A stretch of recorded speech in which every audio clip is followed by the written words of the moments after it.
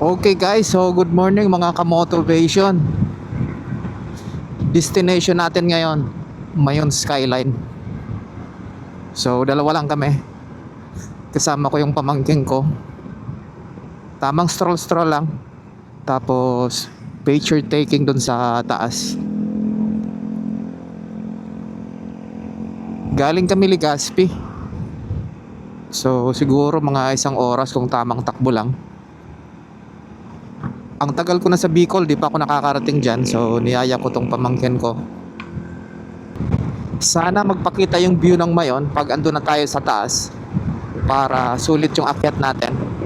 Problema, parang anytime pwedeng umulan kasi signal number 1 ngayon yung Albay. So far maganda naman yung panahon.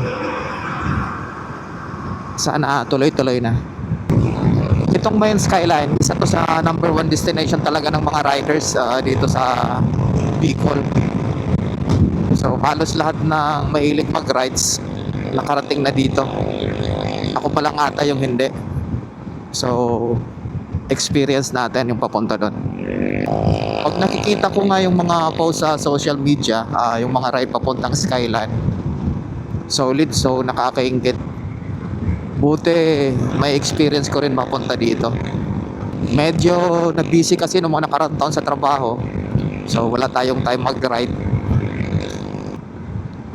Ngayon taon lang ulit tayo nakapagsimulang gumala. So eto na nga, bumagsak na yung ulan. Patay tayo dito. So tabi lang muna tayo. Tanggalin natin yung mga pwedeng mabasa.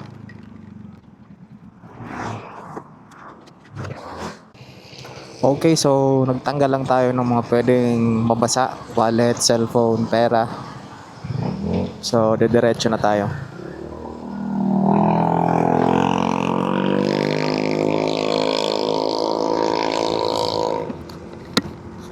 Wala kasi balak tumigil yung ulan, so kumain na kami doon. And nabot ata kami ng 20 minutes kakaantay. So medyo humina, kaya larga na ulit. Nakarating na tayo ng sentro ng Tabaco. So tumigil na yung ulan. Parang gaganda na ulit yung panahon. Dami pa ring tao sa labas kahit signal number 1 ngayon. Ayun, wala na, todas na. Lumakas na yung ulan. Patay tayo neto. Shout out sa'yo, Kuyang Aerox. Ang kagandahan nito, nag-rides ka na, libreng paligo pa. Tumodo na talaga.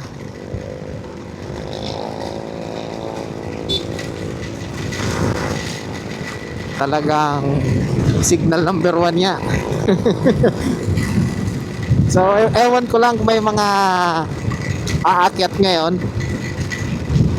Pero kapag lumakas pa, feeling ko hindi kami tutuloy doon sa taas.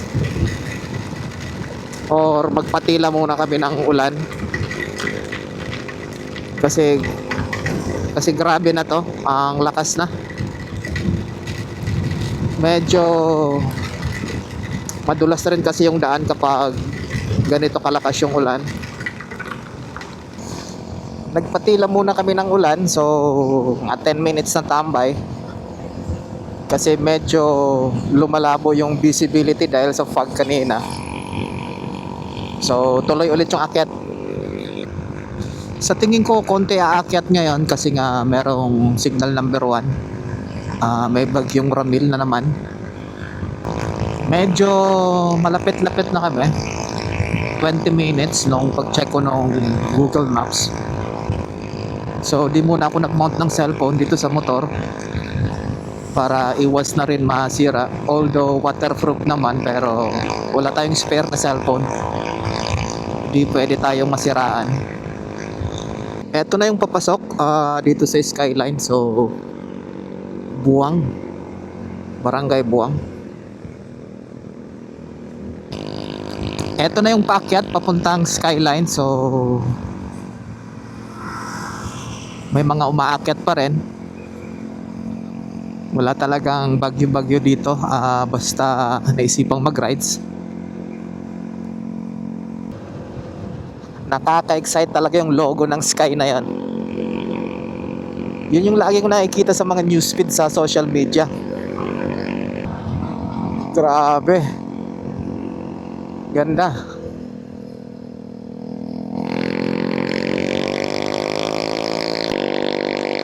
Sa lahat ng napuntahan ko, ito yung feeling ko, babalik at babalikan ko talaga.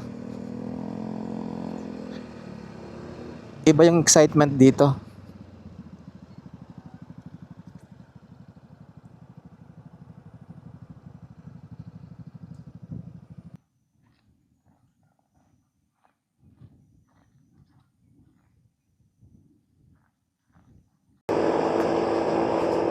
Okay guys, so solid talaga yung view dito.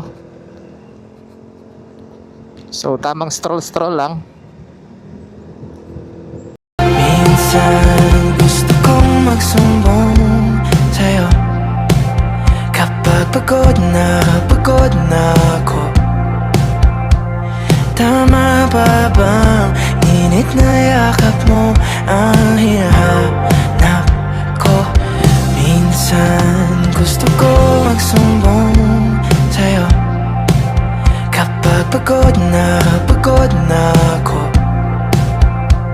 Tama ba bang init na yakap mo ang hinahanap ko?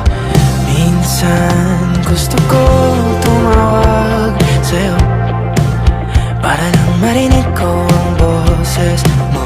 Aaminin ko pa o baka bigla lang mawala kung ano mang pumapagitan sa ating dalawa. Naisip mo pa sa mga oras na